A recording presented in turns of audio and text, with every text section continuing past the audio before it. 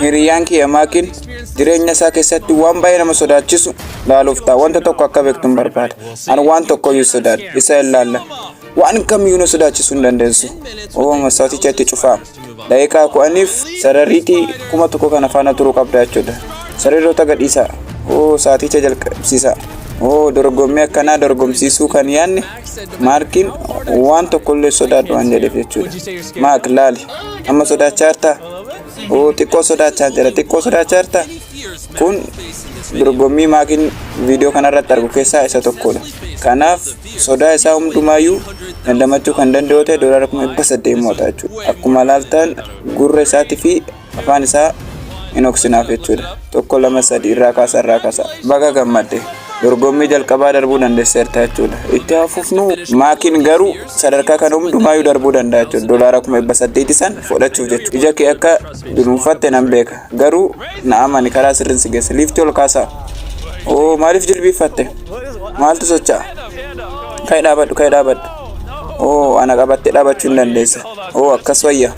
Maak. Amma wadaroo ija kee irraa kaasuu hin dandeessa jechuudha. Baga gara dorgommii lammaffaatti dhufte. Dorgommiin kun kan ta'u sodaan kan kee ol ka'iinsa jechuudha. Xaawulaa kanarra hin dhaabatta. Ana booda wadaroo kan kee ni katta jechuudha. Wanta tokko faana illee ni hidhattu jechuudha. Kun immoo hin ta'u. Qophii gaafa taate batanicha hin tuqxa jechuudha. Kanaaf batanichi meetira 80 gadi si utaalchisa jechuudha. Akkamitti akka ta'e ati hin beektu. Garuu ana amanii an seeraan sin qubachiisa. Kun gonkumaa yunta kun gonkumaa yunta sodaachaa jirta. Eeyyeen akkamittan sodaanne. Wadaroo tokko doon qabatin meetira 60 akkamittan gadi bu'a. Jala wanti jirullee hin beeku. Amma kana laaltuun barbaada. Dhugaa natti. Bakkee kanarraa gaafan bu'u. Wanti na qabfudhatu hin jira jalatti. Eeyyeen wanti ta'e jalatti si qaba jechuudha. Isa waada si kan gala. Yaa Waaqayyo. Amma waan tokko faanallee waliin qabanne. Amma wadarichi hiikkatee jira. Kana gochuun dirqama keetii miti. Garuu gochuun barbaada gaafa jette gochuu hin dandeessa jechuudha. Siif qophaa'ee rabatanii.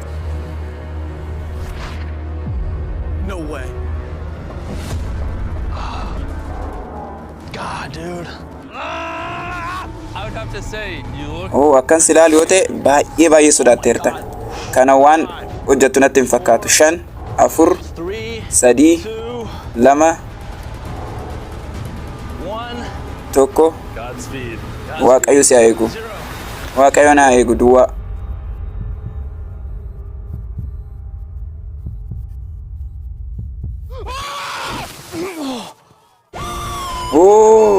Hojjedheen jira. Kana utaalchuu haga ammaatti namanne. Mucaan kun maraataadha natti fakkaate. Hiriyaan kun eessa akka dhufe yoo beekuu barbaaddan kanaan dura dorgommii baay'ee irratti dorgommii jira jechuudha. $800 haga ta'u abee jira jechuudha. Amma kanaafan dorgommii $800 irratti isa fide jechuudha. Dorgommii ja'a keessaa sadaffarra ga'ee jira jechuudha. Dorgommiin kee inni itti aanu maal gochaa jirta? Makiinaa $3 bittee $800 gochuu taata. Akkuma laaltu konkolaataan kan jiru hara kana maddiidha jechuudha. Akkan yaadoo ta'e konkolaaticha bishaan irra ofinaa jechuun taatu.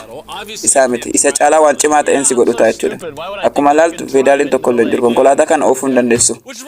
Baay'ee maraataan natti fakkaata. Akkamitti konkolaataan bishaan gubbaa deema? Maraataa akka taate mas beektu. Kanaafan konkolaataa faana bishaan keessattis darbadha jechuudha. Jimii ta'e. Amma baay'een sodaadha jira. Amma maak sirriitti na dhaga'uu qabda. Yeroo tokko bishaan kana keessatti eeggasi buufne konkolaatichi achumaan liqimfamuu jalqaba jechuudha. Kanaaf duubatti immoo $800 jira boorsaadhaan jechuudha. Kana keessaa maallaqa baastutu dorgommii taanichi si darba jechuudha. Maallaqni achittiif tumdumtu kana booda ammaan argattu jechuudha. Yaa Waaqayyo. Kun baay'ee ulfaataadha. Haga ammaatti homtuu na sodaachisa jedhee yaadu. Kun garuu baay'ee waan na sodaachisatti fakkaata. Konkolaaticha darbachuun duratti filannoo tokko siif kennuun barbaada. Dorgommii kana asitti addaan kutu yoo barbaadde yookiin immoo akka sodaatte yoo amante $100 siif kenna. Akkasii wayyaa isii midhugaa keetii gonkumaa yoo akkasiin godhu. Nan galchuu waan kan kee gonkumaa yoo sodaatu. Dorgommii yeroo darbee irratti baay'ee dogongoreen jira. Amma garuu kana gochuun barbaadu. 3 2 1 darbadhaa.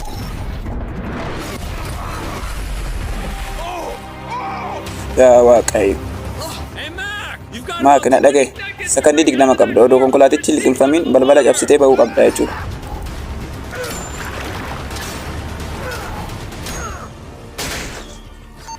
Oh, konkolaatichi liqimfamaa jira. Qophisi malee.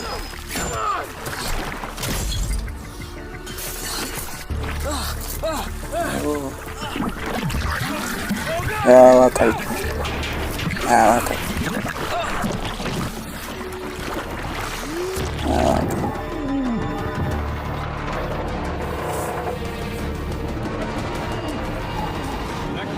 Konkolaatichi seenee jira. Oh, liqimfamuuf baay'ee ariifate. Kunoo bahee jira. Noo laala. Akka boorsicha irraa fuudhe. Oh, atisis narraa fuudha. Oh, dorgommiin kun wanti inni sodaachisaa fi wanti inni cimaa ta'e sakandiidhaan konkolaatichi gadi liqimfamaa deema. Kanaaf maallaqicha baasuuf baay'ee ulfaataa ta'e jechuudha. Maallaqa hundumaa baasuu kan danda'u ta'e baay'ee ariifachuu qaba jechuudha. Haa ta'u malee akkuma laaltan san gochuun baay'ee ulfaataadha.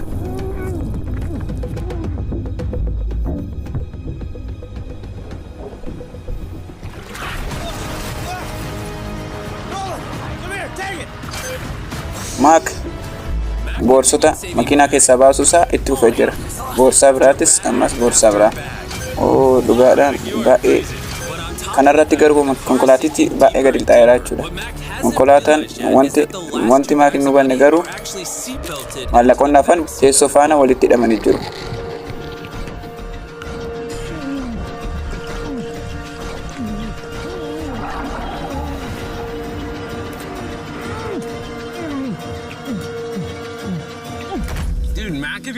Dhugaa dubbachuuf maakiin filmi akshinii yoo hojjete baay'ee hin baasa jechuudha. Maakiin olompikii daakudhaan tokkoffaa ture. Kanaafan dorgommii kana asirra galcheef jechuudha. Ammas ta'u garuu meetira 2 gara jalaatti gadi lixeera konkolaatichi. Kana caalaa immoo bishaanichi baay'ee qorraadha. Akkamitti akka hafuura isaa dandamateeyyuu beekuun boorsaa qabee fidate. Doolaara 700 irra geesseera. Boorsaa tokko seeffee amma otoo addaan kottee gaariidha. Boorsaan tokko odoo hafee homaas rakkoon qabu. Gonkumaa nama dhaqu. Amma konkolaatichi jala galaanichaa ga'ee jira jechuudha. Kunis maakiidhaaf wanta hin danda'amnedha maallaqicha qabee dhufuuf. Oh, kan xumuraa baasuu hin dandeenye. Gonkumaayyuu dukkana homtuu natti mul'anne. Kanaafi kan xumuraa kana isaarta koyyeen konkolaaticha arguu hin dandeenye. Bakka ana darbeera. Dhugaa dubbachuuf baay'ee cimaadha. Haga kana hin baasta jedhee yaadeen jiru. Dorgommii kana dorgomsiisuun nageenyaaf gaarii waan hin taaneef namoota isa gan nama 7 qopheessan jira. Amma doolaara 700 qabdee isaaf dorgomte. Garuu amma dorgommii 3 qofa dabarte jechuudha. Dorgommii xaanan 3 kan dabarre yoo ta'e kun baay'ee siif waan qabu jechuudha. Kun immoo kana caalaa baay'ee ulfaataa. Oh, sarartoota duraanii caalaa baay'ee ulfaataadha. Kanaaf kutaa kana keessa seenuudhaan wanta argite kamiyyuu gara alaatti hin baafta jechuudha. Dorgommiin dura garuu waan kana farramuu qabda. Miidhaa sirra ga'e kamiifuu itti gaafatamummaa akka hin fudhanne itti menjira. Akkuma laaltan amma amanan jira jechuudha.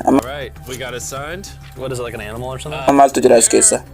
Bineensota wanti wayiin jira garuu sitti himuun barbaadu. Jedhi as siqi. Uraa lamaan keessaa harka kee godhi. Uraa lamaan keessaa tokko keessa harka kee godhi. Kan argatte hin baafta jechuudha. Kun baay'ee nama jibbisa. Waan nama sodaachisu qaba. Haga ammaatti homaa hin qabne dhugaadha. Wanti kamiyyuu haa ta'u waan argatte fuutee boo qabda jechuudha as keessa.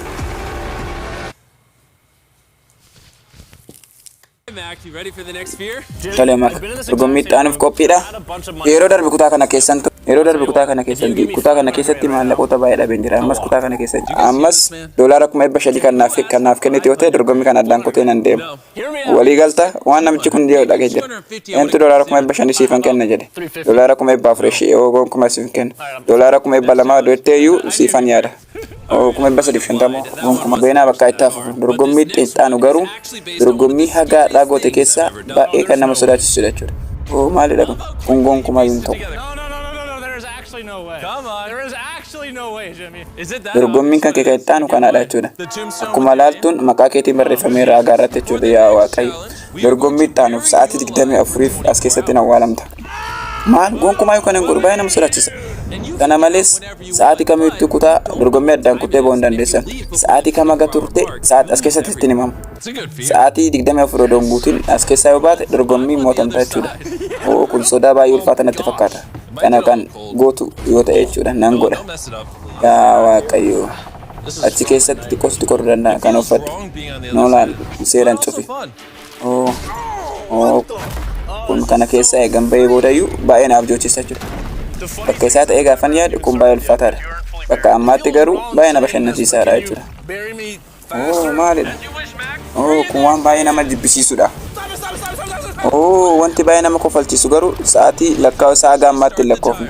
Kanaafu hin awwaalamne jechuudha. Haga ammaatti hin awwaalamne jechuudha. Kana jechuun sirrii garuu dafaan awwaala. Tole akkuma jette si awwaala jechuudha. Dhaabachisa. Maaki wadaroo gubbaa kee jiru san argiteertaa isa tuqime argiteertaa maal gochuu taata waan badaa gootaata. Deebitee akkana goote dafnee si baafna. Sa'aatiin 24 gadi yoo ta'e immoo dorgommii moo'atamtaa jechuudha. Abjuu gaarii akka ilaaltu siif hawwina jechuudha.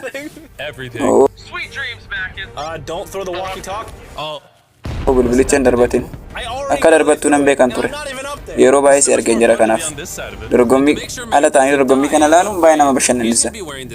Maakiin achi keessa ta'e xiqqoo waan yoo dhibame alatti dhaannaa laphee isaa alaan laaluuf akka hin dhibamne hin eegna jechuudha. Sa'aatiin kun sa'aatii lakkaa'uuf hin ta'u dhaannaa lapheetiif malee amma sa'aaticha beekuuf waan ta'e gochuun qaba jechuudha. Wanti nu gochuu yaade sa'aatii lamaaf nan ta'a sa'aatii qo'annaa rafaa kana yeroo lama yoon godhe sa'aatii 24 guuteera jechuudha. Akka sa'aatii maakitti hirriba otoo hin rafiin dabarsuuf ture jechuudha. Haa ta'u malee haala hin taaneen dafeeti dorgommiin keessa jibbisiise. Dhugaa dubbachuuf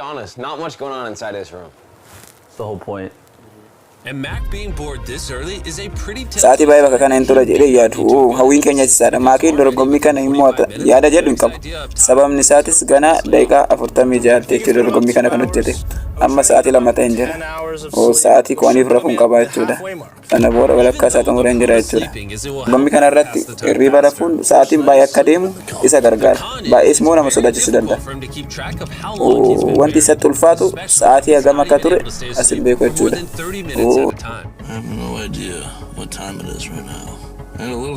Dhiphina keessa galee hin jira. Abdiin qaba. Sa'aatii 12 oola as keessa akkan ture. And because when I did this challenge, I was constantly woken up by my friends, Jimmy Jam! I thought I'd give Mac the same joyful experience. Mac, kaya nagakita. Whoa. Dude, you look like you just got hit by a truck. Sino truck na wanga chams ti fakatati.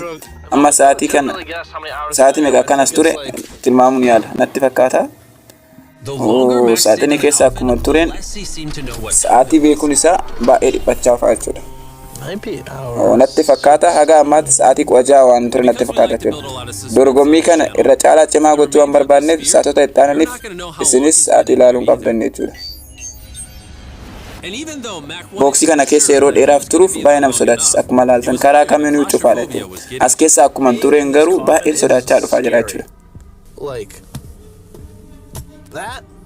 And the longer I'm in here, the worse I feel. It's a crazy feeling. But eventually, when we saw Mac begin to grab that rope, we knew gaafa he was tuttuqu thinking about bilbila jennee yaadaa turre. Fuula isaa gaafa ilaalu waan bilbiluuf qophaa'e natti fakkaataa jechuudha. Gonkumaayyuu sa'aatii 24 gadi hin ta'u haga ammaa kan ture. Baay'een dhiphadhee jira jechuudha. Kanaan dura dorgommiin ture. Maallaqa hundumaa dhabeen ture. Sababni as deebi'ee dhufeef maallaqa isa mo'achuuf jechuudha. Carraa san akkan argadhu kan naa godhe moo isinidha koomentiidhaan. Ammas carraan af kenname kana balleessuun hin barbaadu jechuudha.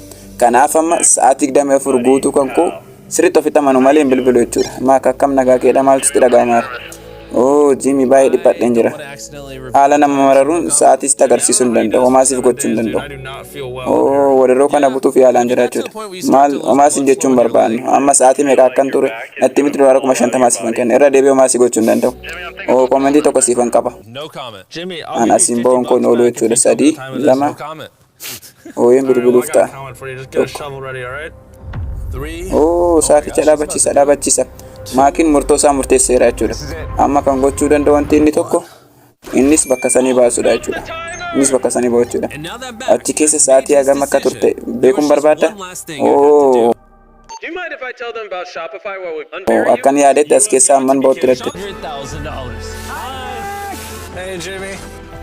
Jimmy, baga nagaan dhufte.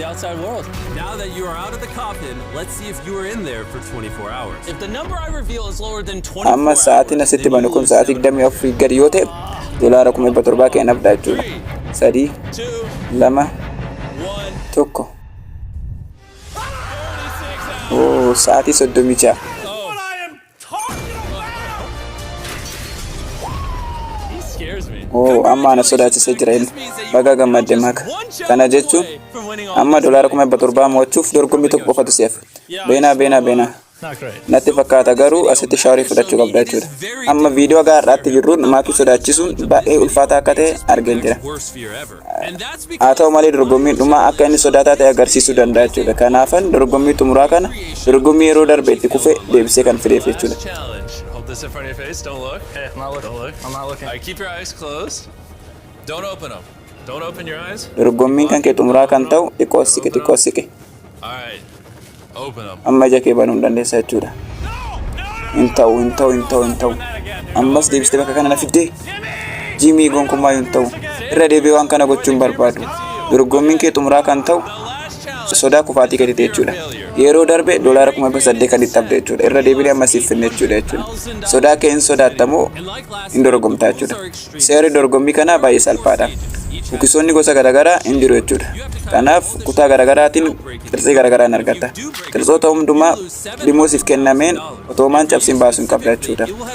Walakkaa tokko cabsitoota doolaara 1700 abdaa jechuudha. Kun yeroo hundumaa waa'een baay'ee naaf jechisuudha. Irra deebi'ee kana gochuun barbaada. Garuu filannoo tokko siif hin qaba. Dorgommii kana asitti dhaabuu fi doolaara 1300 qabattee deemuun. Yookiin immoo kufaatii kan kee faana wal falmitee doolaara 1700 mo'achuun. Dhugaa dubbachuuf kun murtoo isa guddaadha. Eeyyeen garuu dorgommii kana hundumaa dhufee doolaara 1300 xiqqaadha. Garuu irra deebitee dorgommii kana kan mo'atamtu yoo ta'e doolaara miliyoona 1,500 sababa dorgommii kanaatiin dhabda jechuudha. Kana gochuun baay'ee ulfaataadha nan beeka garuu murtoo kan kennatti hin qabda jechuudha. Doolaara 1300 qabatee gara manaa galuu barbaadamu yookiin immoo dorgommii hin dorgomtaa jechuudha. Tole bakka naan dorgomu. Dhugaa dubbachuuf baay'een gammada. Dorgommii kana akka mo'attuun barbaada. Sa'aatiin asitti argitu kun dorgommii isteeppii hundumaa itti darbite jechuudha. Sa'aatii daqiiqaa 34 fi 54. Amma dorgommii kanaaf sa'aatii siif kennuudha jechuudha. Sa'aatichi jalqabeera jechuudha. Asii jedhiitii bane. Seerkaa cabuu danda'a. Hin banamee jira. Aga mariifatee hojjechuu qabaatuyyuu garuu suuta jedhee hojjechuu qaba. Sababni isaatis mukisiin jalaa cabaa jechuudha. Daqiiqaa 34 hin qabda jechuudha. Baay'ee ariitiidhaan xumuree jira. Dafi. Magariisni siif dhufee jira. Dabartee jirta.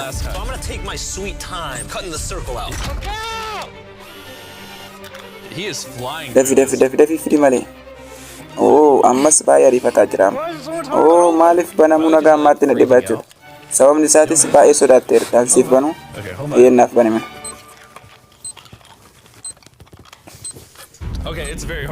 Dhugaa keedha. Wanti kun baay'ee ulfaataadha. Qabi. Kanaaf sababa ta'uun barbaadu. Of eeggadhu. Dhugaa dubbachuuf karoorri maakii baay'ee gaariidha. Qirtsoota salphaa irratti yoo baay'ee ariifate ulfaatu irratti immoo turuu hin danda'a jechuudha. Haala nama dhibuun ammas daqiiqaa 32 hin qabda. Kanaaf daqiiqaa 32 hundumtuu yaanxilaaf na barbaachisa ture.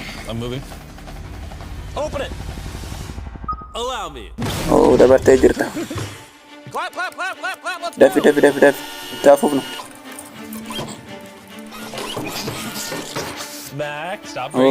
Wanta naan tolche cabsuu dhiisi. Namoota wanti kun salphaa ta'ee akka banamu gochuu qabna jechuudha. Inni immoo hojii natti ta'eerame. Akka kana qophisuu waan qabdu natti fakkaata jechuudha. Dorgommii kana irratti kufuu dandeessa. Dhugaa itti kun baay'ee ulfaataadha. Garuu ta'us yaanxilaa faana walitti nuuf. Yaa Waaqayyo. Na gargaari.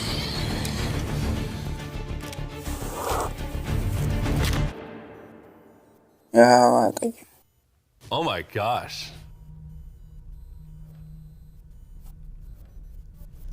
Well, I don't need that. Kun akka ta'u gonkumaayyuu hin barbaadan ture.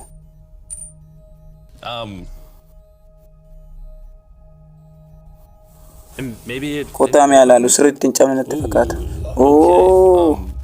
Hundumtuyyuu cabee jira. Ammas daqiiqaa 29 hin qabda ture. Dorgommii jalqabaa daqiiqaa 4 xumurtee turte. Maaliif kana gochuu akka hin barbaade hin beeku. Yaa Waaqayyo yeroo lama nuuf na dhaga'e. Qeeba kee kana. Na dhiisi Jimmy.